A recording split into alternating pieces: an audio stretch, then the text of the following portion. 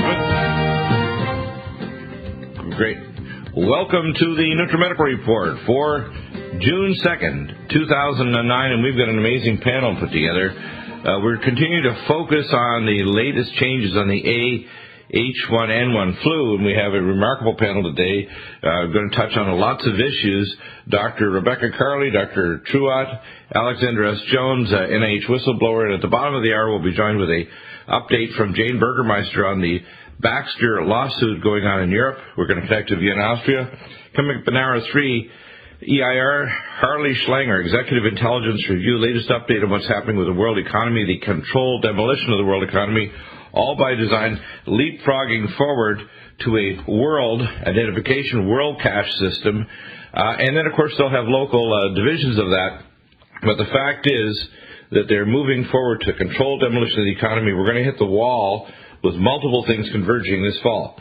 And let's get started with an update from Alexander S. Jones on the latest on the computer simulation. We do have that material posted up with links so you can actually look at the simulation itself. Where are we in terms of this first wave, or the Herald wave, of the Dr. Gleason, that's Glezen from the Houston Influenza Virus Research Center, this latest first wave of the H1N1 flu, and where is this going? Well, we're at day 43, and we're looking to peak at around day 87, which is somewhere around mid-July. This is of the first wave, and the cases go exponential around day 60, so I guess about 17 days from now we can expect to see a really rapid case rise, assuming this model's correct, which it probably is. Yeah. But it is a margin of error, so that we might be off by a week or two. But basically the other thing that's happened is the World Health Organization has floated trial balloons, basically saying that they're going to phase 6 within 10 days. And this is not me saying this, this is through Bloomberg News. Right. So that, in other words, the fact is there's a number of things, even if there's no increase in cases, which is going up, vertically, or increased case fatality with the emergence of new strains that have the gene sequences. And in fact, the spokespeople for the World Health Organization have already stated that their gene PCR analysis, there's only one gene section that's different from the 1918 flu.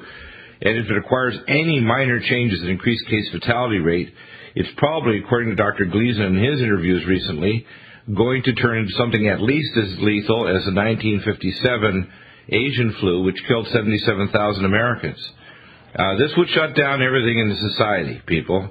And the likelihood of this happening this fall or winter is incredibly high, that the virus will require minor changes and reemerge either from Mexico or South America as they go into their flu season, and new recombinants start to emerge. I think we're already seeing new recombinants emerging, and the reason I say that is because there's reports out of Bronx that emergency rooms up there are already getting overwhelmed because they've closed a lot of hospitals due to lack of funding, so the ones that are left are overwhelmed. And there's increasing rates of hospitalization. And here's one thing that happened today. Dr. Fukuda, the Assistant Director General of the World Health Organization, came out and they paraded him out to the Washington Post and these other news outlets to basically say, well, it's not mild anymore, now it's moderate in terms of severity. And we're considering going to phase 6. Yeah. This came out today. So yeah. So Dr. Fukuda is 10 days. So exactly. So it all fits that. Now, if they go to phase 6, I'd like to now hear the opinion from Dr. Carley, where and Dr. True Ott, where will this go if they hit phase 6, even if there's just an increase in the number of cases with the current case fatality? Because obviously their agenda is by September, October, they want to start forced vaccinating, and that'll really take the lid off this. Dr. Carley, your comments. Well, of course, that is their intention, to bring it to the point where they can excuse themselves to release the vaccine on the public. And I just want to underline something that you said before that's very important in regards to the similarity of this virus that you're talking about to the 1918 bird flu. And as we've talked about on my show and your show many times with Dr. Ott, this researcher from the Army Institute of Pathology, Jeffrey Toffenberger, and his team went up to Alaska and dug up the dead bodies of people that died from that flu, and they brought the tissue back here and they genetically deciphered the code. Yeah. So it's so obvious where this came from. I mean, people have to wake up and realize what's going on. I was told about it in advance of it back in 1997 in Zurich, Switzerland, given documents by the WHO or the World Health Organization, the so-called, people that are supposed to look after the population of the earth. They were given authority by the executive order from President Bush on April 1st, 2005, to take over in the case of a pandemic. It's not going to be under our national health program. It'll be under the WHO. The WHO are the authors, through Dr. Totenberger, through the National Institute of Allergy and Infectious Disease, through the CDC, through these consortium of 4 nations rebuilding the virus. Israel, Britain, Canada, and the United States rebuilt this virus and have released it back on the population. We know that Baxter Labs is involved. We know there's other players involved in this, but it is a crime against humanity. And if I could, I just want to mention something extremely important that I've uncovered since I was last on your show, and that is the definition of weapons of mass destruction. Yes. And I found this in the West North Carolina General Statutes annotated in regards to a definition or a mention of weapons of mass destruction that they had in the Model State Health Emergency Powers Act for North Carolina. When I went to find out what does weapons of mass destruction mean in terms of its definition, and I quote, "It is any weapon, device, or method designed or has the capability to cause death or serious injury through the release, dissemination, or impact of a diseased organism." So that defines a vaccine. And that's what I'm trying to get people to realize, is that when they start to try to push this, we have to stand up and say this is a weapon of mass destruction. As you and I were discussing on the phone before the show, Dr. Bill, there's no way they could have possibly had time to test this. They've obviously made the virus and made the vaccine simultaneously. Yeah, and they're already testing it. It's genocide, and that's obvious. Yeah, in fact, we're going to have probably back on the program for a brief cabinet tomorrow, Alexander Bachman, who's got evidence that they're already vaccinating and test vaccinating people in Mexico now as part of the Baxter program of their vaccine for the H1N1. They've got contracts. How could they be doing that unless they already had the vaccine while they released this bioweapon?